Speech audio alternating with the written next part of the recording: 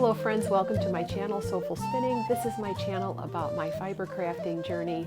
My name is Lisa and I can be found on Ravelry and Instagram as the Soulful Spinner. So I hope this finds you very well this 30th of December 2022. And as we turn the year to 2023, I hope that you are well and safe. So before I begin with my the episode, I just wanted to give a big thank you for everyone who reached out to me, who sent me messages and wished me happy holidays after my last video. It means so much to me, truly does. So, and I hope to do a lot more episodes in the upcoming year.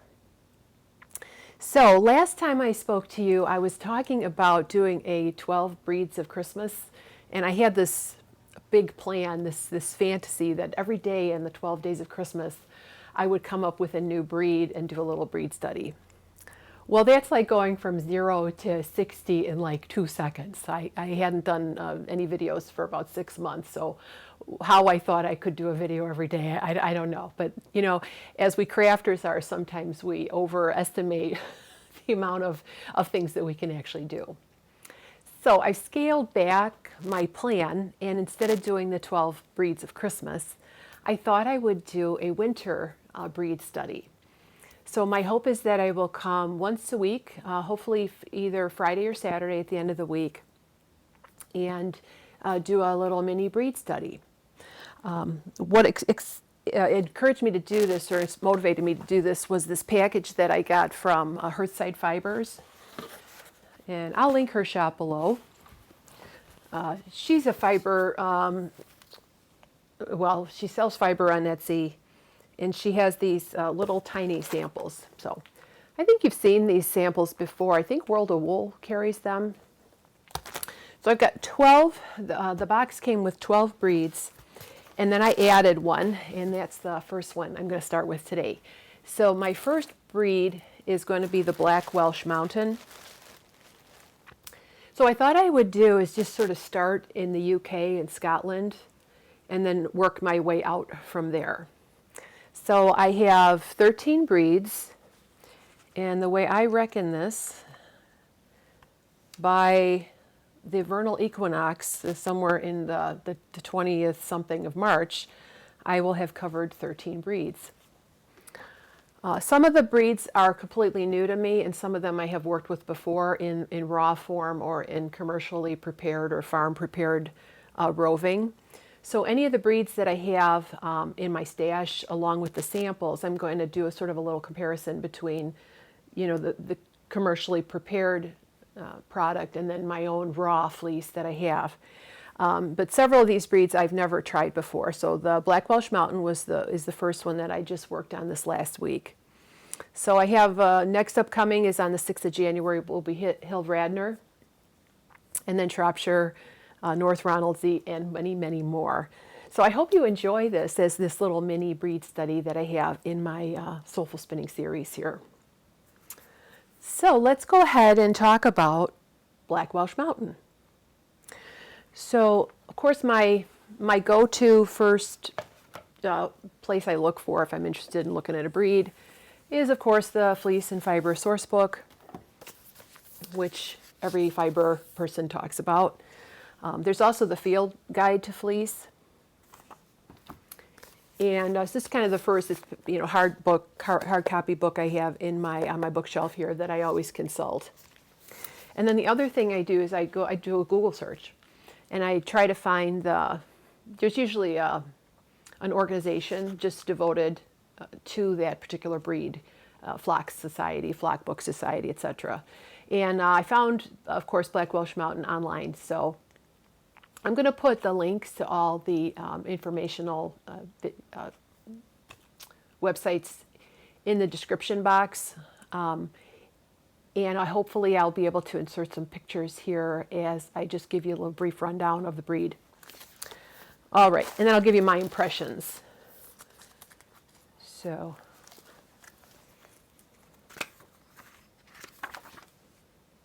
yeah, so Black Welsh Mountain, of course, it comes from the southern mountains of Wales, the only breed of Welsh mountain sheep that is also found in North America. So I guess in 1972 they imported some black Welsh mountain sheep into North America. So I think you can get some of the fiber here in the States. They are on the Livestock Conservancy website, which I'll also link. They are endangered. I know from what I read, they were bred specifically for their black wool. So the wool is described as true black. A lot of times you'll get the reddish tips from sun bleaching, but the fiber itself is a true black. It's been around since medieval times and was considered a highly desirable commodity since medieval times. So what else does she say here? She says, this is Carol Carius in her book here. The same information you can get from the websites that I've linked below as well. So what else do they say? They said that they're almost free of kemp, which I found in my preparation here. I had a little bit of kemp in my fiber prep, which I'll show you in just a minute. But they say they're appreciably softer than the other Welsh Mountain family sheep. They're kept in separate breeding for animals used to show in parklands. The rams are horned and the females are polled. And they are very, very beautiful animals. So she says that it's got a crisp hand and it's good for garments, textiles, sweaters, hats, mittens, and blankets. The fleece weight is 3 to 4 pounds. Staple length 2 to 4 inches. Fiber diameter 28 to 36 microns. Though they say the North American breeds are aiming for a finer range of 26 to 32, which I understand that to be sort of a medium wool. So somebody once told me at a fiber festival, a shepherd I was talking to said that 30 microns is sort of like the tipping point from wool feeling really scratchy on the skin and not. And I thought that was interesting. So a lot of the medium wools will be, in the, 28 to 32 range. And so deeply black with a reddish cast. Slightly brown tips. So, what do I have here? So this is for this particular breed, I ordered 100 grams of this fiber. Oh, forgive the crinkling here. So most of the fiber that's in the packet, the box that I received, is comb top, but this is roving. It's carded sliver. Here's the small, you see the black color. Oh, it's, when I open this up, it's got that real sheepy smell that you fiber lovers, you raw wool lovers just, can't get enough of. We're such weirdos, right? But I'm not alone. There's a huge group of people that love this kind of stuff, right? So this is 100 grams that I bought, and all my samples are about 25 grams. So what I decided to do would be to take about 25 grams of the fiber and spin it. I'm going to do all my sampling on Spindles, which I think will make the project, which I have an actual project in mind for all the samples that I'll tell you about in just a second. I'm really excited about. So if you take the fiber here, you can see carded means that the fibers are all jumbled up. They're put on carding machines and they're not lined up. So and the short fibers are mixed in with the long fibers. Perfect for woolen spinning. She said 2 to 4 inches. So if you pull out some from the roving, you can see, sometimes I'll just pull a few, see how far I can separate it. And indeed, I think I see this as about a 3-inch staple. So spot on with the description. Yeah, so let's see. So this is what I have of my sample. I have some video here of how I spun this on I did it on a drop spindle, and I used a long draw technique on my drop spindle and created a 2-ply yarn. And this is all I have left of about the 25 gram sample is this little guy here. So impressions. It has a very crisp hand. It's very elastic, very springy. There's not a ton of luster. It's very, very resilient. It just springs right back when you squeeze it. I have a little video here of what my finished hank looked like, and I'll insert this here while I'm talking here. So I made the sample, and then I decided that what I would do with all these samples is make these squares from it's called the Berlin blanket. It's Kate Davis design. It's called Berlin blanket. I think the pattern says it's like a baby blanket, and it's all these squares with edging. So what I'm going to do is just make my squares out of the one color. So in her pattern, she's got the colorful square, and then she's got a border. I'm going to do all the squares in the one bead. So in order to test the pattern, I wanted to test it out with a lighter color because I didn't want to do it in black right away.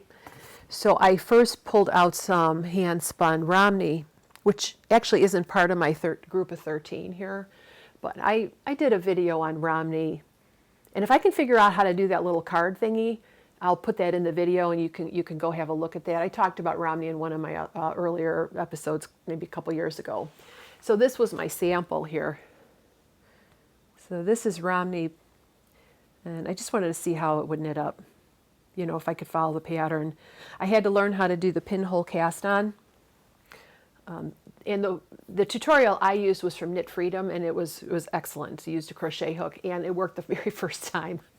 I couldn't believe it. I cast it on, and this I did in an afternoon. Isn't it cute? Oh, Peaches, she just knocked the camera, sorry. So there's the first, this is not part of this December breed study, or this winter breed study, but I just thought I'd show you this so you could see the pattern. And so then here's the other one. Now I'm just taking, I put it on the blocking mat here. What I did is I just steam blocked it. See, it's so dark, you're not going to be able to see the, you're not going to be able to see the pattern. So maybe I shouldn't have picked black as my first breed, but I've been meaning to try Black Welsh Mountain. Excuse me, I'm going to pull out these. I don't know why I didn't do this ahead of time.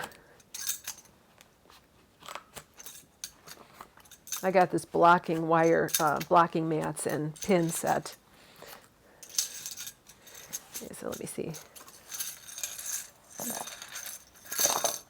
There we go. I better not let those fall to the floor. Somebody will get hurt. So here is my swatch. So I thought this would be a really nifty way to experiment with the fiber and have something that's usable. I think you can see the relief here, the leaf motif. Yeah, I think it's actually showing up quite nicely. It's black. Isn't it beautiful? I'm kind of in love with this fiber. It has a very kind of tweedy effect. Let me see if I can get you to see some of the kind of, do you see those little kind of white fibers in there? That's kind of mixed in. I guess they use these with weaving with tweed, and they mix it to make different color grays. Of course, you know, I have 100 grams. Now I want a fleece. Not going to get a Welsh Mountain fleece, but I might in the future if I ever get an opportunity to get some Black Welsh Mountain. So yeah, it's very crisp. For some, it would not be next to skin soft, but it's not prickly like, you know, like some fiber is. It's just kind of crisp. So I think it would make a beautiful, let's see, I'm trying to get you to be able to see the characteristics of it here in the camera. It's hard to texture vision, you know, it's kind of hard to show you what it looks like, but it's very crisp. And I think it'd just make a beautiful, durable garment. I think a jumper out of this would be amazing. Yeah, so this one turned out to be 8 inches. I think it was 8. Let's see. 1, 2, 3, 4, 5, 7. No, this turned out to be 7 by 7 inches, and this one turned out to be 6 by 6. So I'm gonna have to figure out, once I get all my swatches done, or get a set number of them done, I think I'm going to do sort of a patchwork with these, and possibly with crochet. You know, I might make the smaller ones the same size as the bigger ones and then put them all together. Or I might just, you know, I'll cross that bridge when I come to it. But I think this is going to be amazing in all the different breeds. So, yeah, super excited. So, yeah, what else? Did I mention everything I wanted to about the Black Welsh Mountain breed?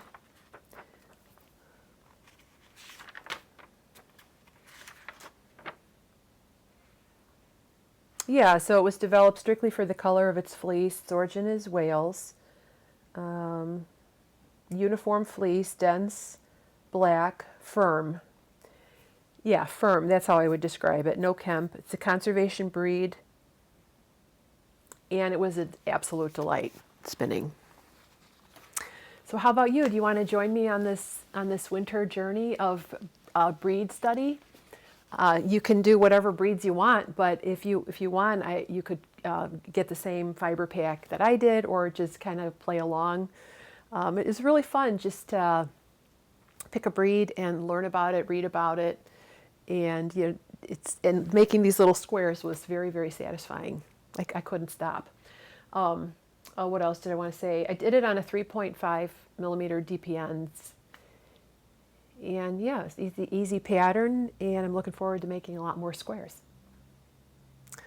So what else? So let's talk a little bit about other spinning. So what else has been going in my spinning world? So I was lucky enough I was put on the wait list for Inglenook Fibers 12 Days of Christmas Spin Along. Last year in 2021, I did get on and I got the fiber from her last year. And last year's, you're going to laugh here. Last year's is not completed, but here it is. Here's last year's Inglenook Fibers. So last year was this was the inspiration photo. And these are all my spindle spun fibers from here. These have sparkle. I don't know if you can see the sparkle. And I spun them all up on Turkish spindles, and then I put them away, and I haven't done anything with them. So I'm going to talk a little bit about. I want to talk a little bit about whips and, you know, the lure of the new versus finishing up what you started. So I want to have a little conversation about that with you towards the end of the video. So I pulled these out from last year. So I thought what I could do is I could combine the two. There are 5 ounces each. Each of these little samples is about 12 grams. So this year, let me get my package here. This year, this is the inspiration photo. And I missed the initial sign up. It was like 5 o'clock on some random Thursday, and I missed it. And I was kind of sad, but then I thought, well, I've got plenty to spin. Well, then I got a note from Inglenook Fibers that they had some extras, because I put myself on a wait list, and I ended up getting the fiber this year.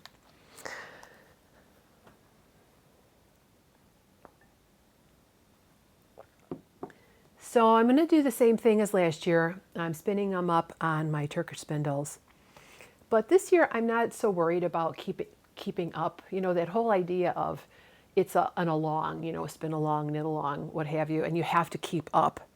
Because sometimes that just like saps all the joy out of making anything, because you just feel like, oh, I'm behind, and then you're doing it just to catch up and you're not really enjoying the process. So this year I'm just taking my time. I only have 2 of the days spun up so far, and here they are. I really can't see much of a difference with day 1 and day 2. There's just a very, actually I don't think there's a difference there. I think they're the same. So what I have a feeling that what she's doing here with the picture is it's going to fade into those bright lighter colors as the days go by. So day 1 was slightly blacker, and day 2 is slightly lighter, but you really can't tell. So yeah, this one I just did the quick and dirty way of winding on to the cap, and then this one I made a turtle, you know, over to under 1. So I'll insert some video here of how I get started on the spindle, and just a little bit of spinning interlude here with day 3 of my fiber. So I'll see you in just a few seconds, and we'll finish up this episode.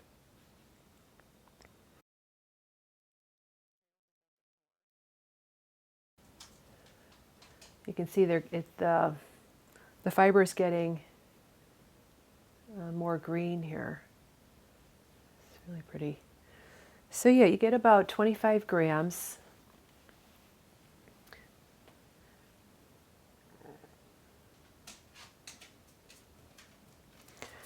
And for this spin, I'm going to use this spindle here.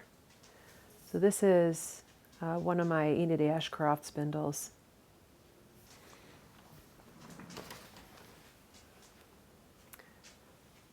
So let me move the camera down a little bit so you can see what I'm doing.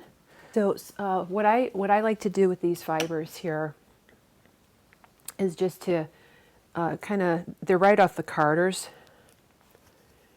and I usually separate it straight down and just pull it off in strips. It's a pretty homogeneous blend. I don't do a lot of pre-drafting because it's carded. It's very open. It's, you know, pretty freshly processed. So I just make a couple of little nests here. Sometimes I'll divide it up again if I feel like the chunk is too thin. It's very unscientific. Yeah, just make little tiny nests.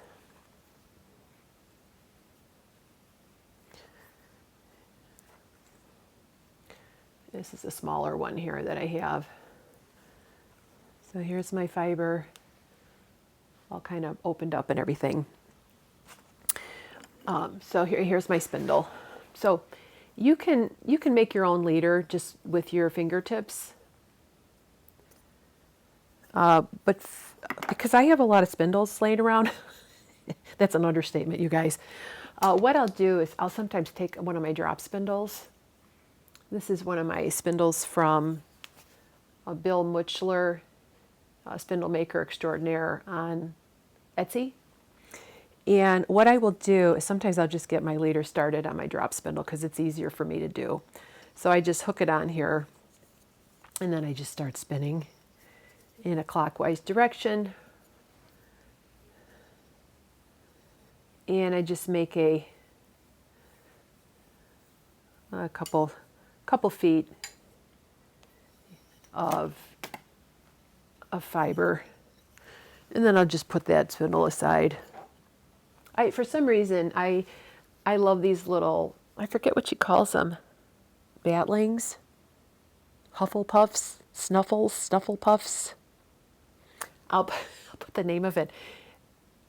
I can't remember what she calls them, but Mother Macrina and has this really cute name for these little batlings. They come off the carders. So I've got this nice long make here. It's super easy. This is, I find it the easiest way. But you can make your own leader in a number of ways too. So then I just wrap it around the base of the spindle, and over two under one, over two under one is your traditional way of, or one way to get it going. And then so I just make a little half hitch, and I have, you know, about 6 inches here, and then I just I'm off to the races here. Now I actually spin sort of not wrong, I don't want to say wrong, but most spindle spinners twirl their spindle traditionally too. When they did distaff spinning, traditional spinning, they would use the right hand to twiddle and twirl the stick or the spindle, and then they would draft this way. But I taught myself how to spin, and so what I twirl it with my left hand and hold a fiber in my right hand, and I just don't feel like learning a new way to do that. So it's probably not the most ergonomic way. Now, the other thing you can do if you want to wrap your spindle in an easy way is you just go around the two arms of the spindle, and then you can go over the other two, under one and then over two there. And that's super speedy, just a super speedy way to get your fiber onto the spindle. Isn't she a beautiful spinner? Look at that go. So I'm just doing a short forward for these.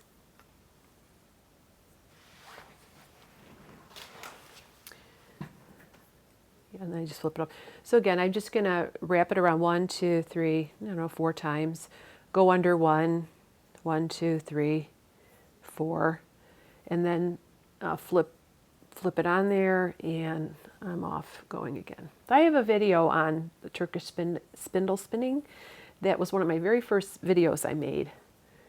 And I will also link that in the description below. So yes, that's what I'm doing. Whoops, not enough twist, because I'm talking and spinning at the same time. There we go. Okay, so yeah, I dropped my spindle, but I'm on carpet, so no harm done. So yeah, there's my little spindle. Slow yarn, lots of fun. So now I'm gonna reattach. So I'm gonna undo a couple of these. Do your half hitch there. So like I said, a lot of people they'll twirl with their right hand and then draft. I suppose I could become ambidextrous.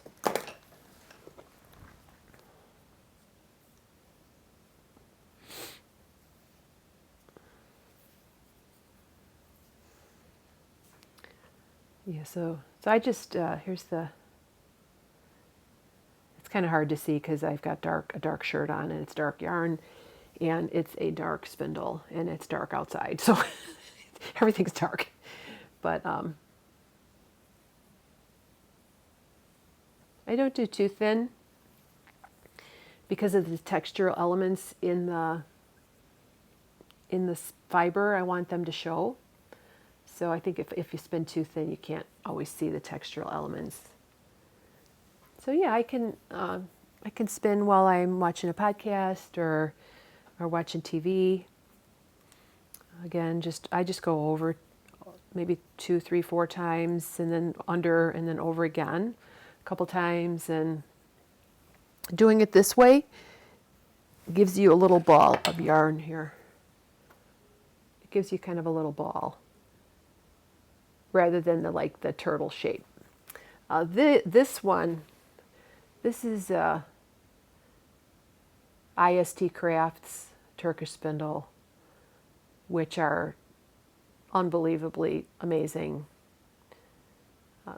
If you order one from ISTcrafts and you're in the States, it might take you a while to get. I placed an order for some teeny tiny Turks, and I placed it on the 5th of December, and I haven't gotten them yet, but I'm not worried because they have left the country, and I know I'm going to get them eventually.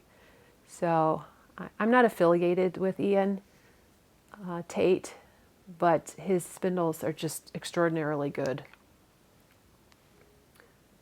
Yeah, and then of course Enid Ashcroft also is an amazing artist, and she's also in the UK again. So if you're in the States and you order it, it might take some time to get, but I've always received the spindles. I've never not gotten the spindle. Yeah. So this is what my spin for today. I love these little tiny samples of fiber.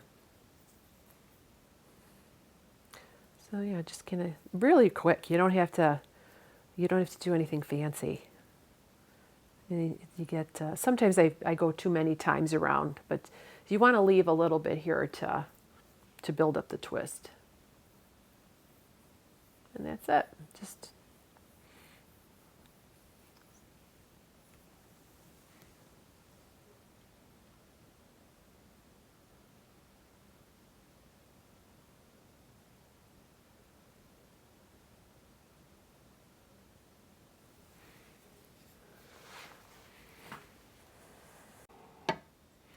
So how about you? What are you up to this betwixtmas time? If you follow that calendar at all, are you working on any spinning or knitting?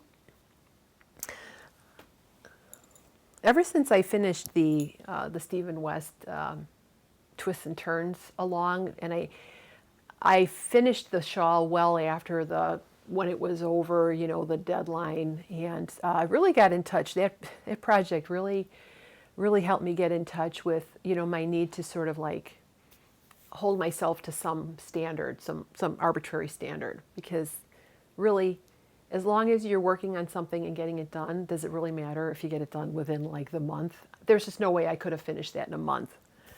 Do you ever feel that way when you're doing knit-alongs? I think you start out with a lot of enthusiasm, and then it's a lot of work and time and effort, and then you see other people. Well, that's the other thing, is comparing yourself to others. And so, crafting is supposed to be a positive thing. I had to kind of remind myself of that. So I'm working on a Lopapeysa. Oh my goodness, I hope I didn't lose any stitches. No, I didn't lose any stitches. I'm working on a Lopapeysa sweater. It's my very first one that I've ever made. And I think I'm pretty much done with the body. I'm making this out of Plutelopi held double. And I think I'm almost done with the body.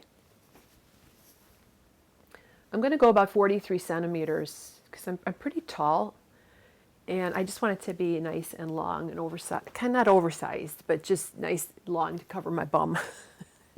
So I'm pretty much done with the body. I finished one sleeve. I did this first sleeve a while ago. Finished the first sleeve. There it is. I did it on double pointed needles. I'm using a US 9, which is a 5.5 millimeter.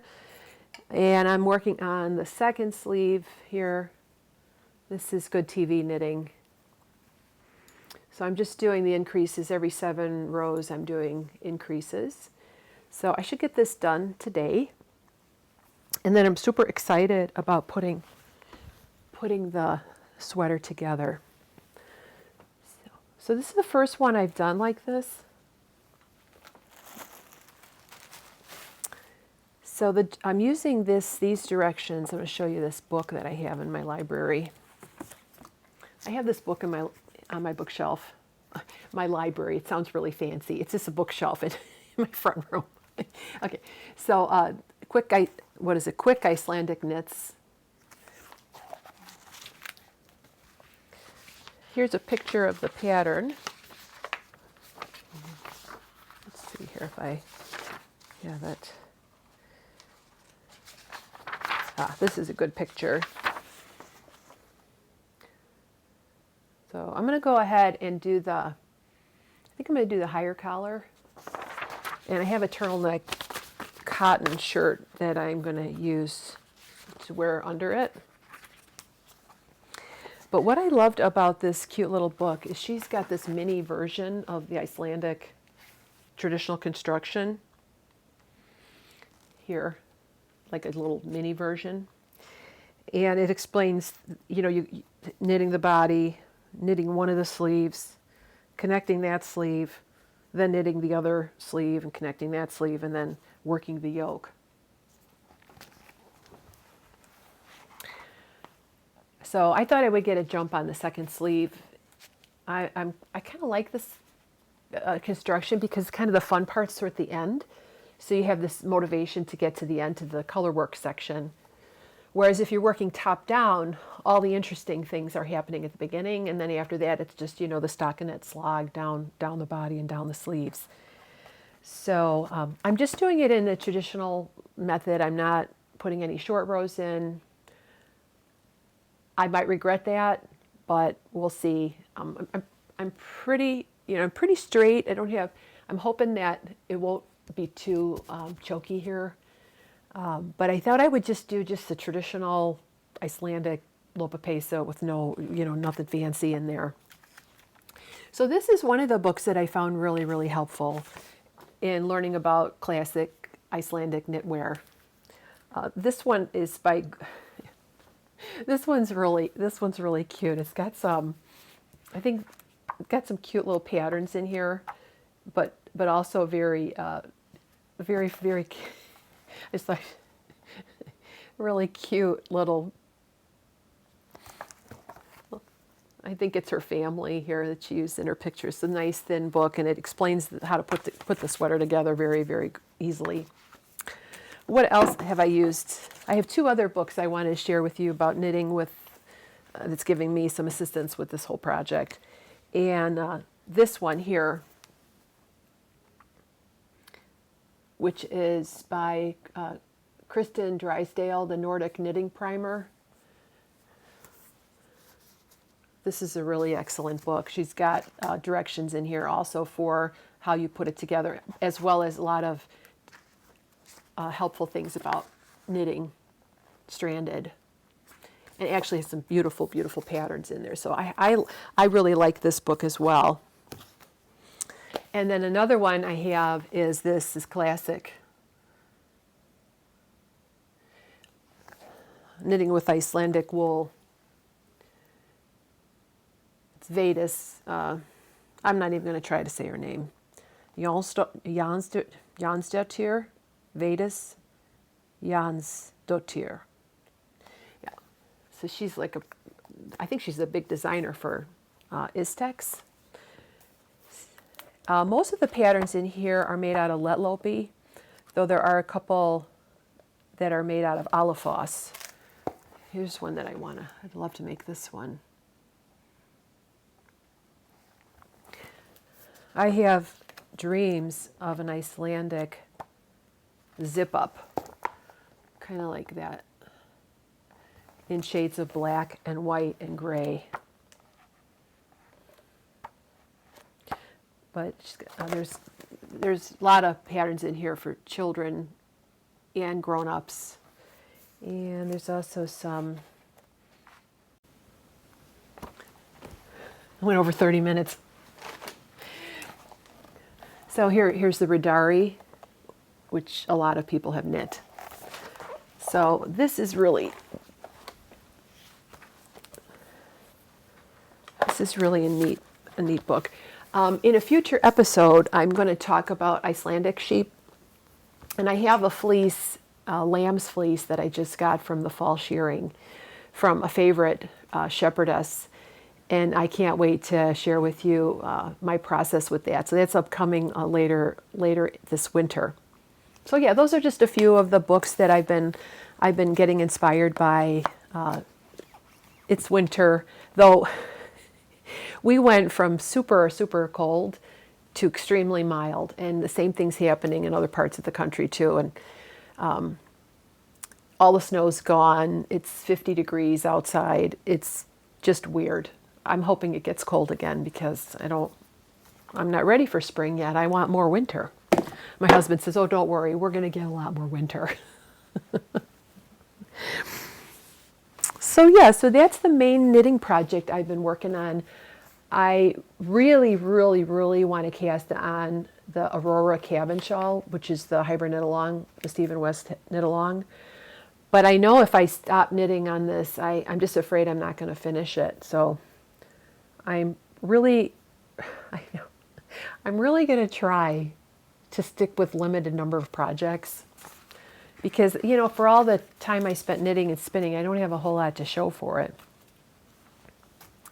Which brings me to the last thing I wanted to talk to you about. So during the, you know, at the end of the year, most people start to feel like they're doing an evaluation of the past year. They're thinking about the future. They're thinking about future plans. A lot of people have New Year's resolutions. And they, you know, it's sort of a fresh start for a lot of people. And what I've been noticing is there's this conflicting, there's these two opposing urges that crafters have, right? And the first one is, you know, I want to stash down, you know, stash down projects, a project audit. I was talking about pulling out all my projects. 23 and 23 is something that Tracy of the Passionate Spinner is doing this year. She's going to take 23 things that she started in any craft, you know, and she's going to get them done. But at the same time, you know, you have all these like desires to stash down, you know, to divest yourself of a lot of the things you've accumulated. There's the lure of the new.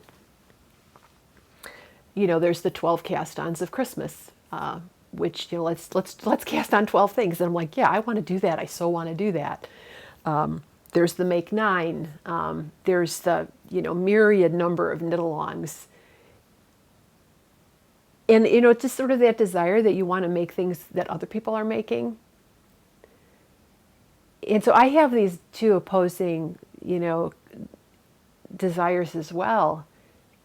You know, it seems to me there's almost two kinds of knitters. You know, there's knitters who knit things and finish.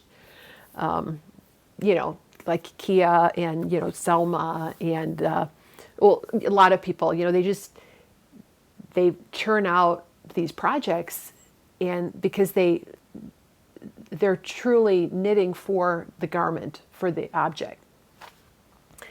And then there's people like me who just, you know, start things and flit from something to thing to thing. So I just got me thinking, you know, as we turn the year into 2023, you know, where I want my crafting, my fiber arts journey to take me. So if you have time, I'd love for you to make a comment below. And, you know, are you that process knitter or are you the project knitter? Do you feel the same way? Do you start things and not finish, or are you a finisher? And if you are someone that finishes things, that you have good follow through, you know, you slog through to the end and you get the thing that you wanted to make, can you give us some tips in the comments to help us other people who just, like, you know, look around the house and, oh, there's a shawl, there's a sweater, there's half a sock, you know. So if you could give us some tips on how you manage all your projects. I am going to start keeping I bought a Hobonichi planner. I was watching Kate of Hawthorne Cottage Craft, and she uses the Hobonichi planner.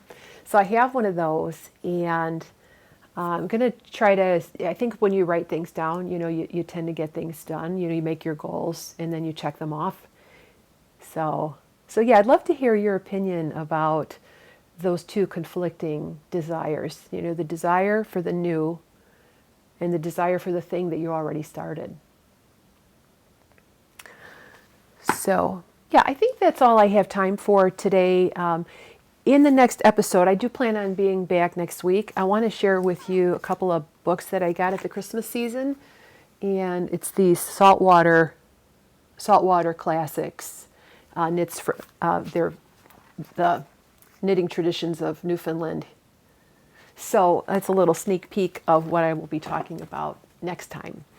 And next up is the Hill Radner and Radnor. Please, if I'm saying that wrong, you could let me know how to pronounce it. It's another hill breed from the UK, and that's what I'm going to be working on this week. I'll have another square to show you and some thoughts on another breed. So I hope you have a wonderful weekend. I hope you're happy with your crafting, and I hope you're safe and well. So until next time, friends, have a nice weekend, and we'll see you soon. Bye-bye.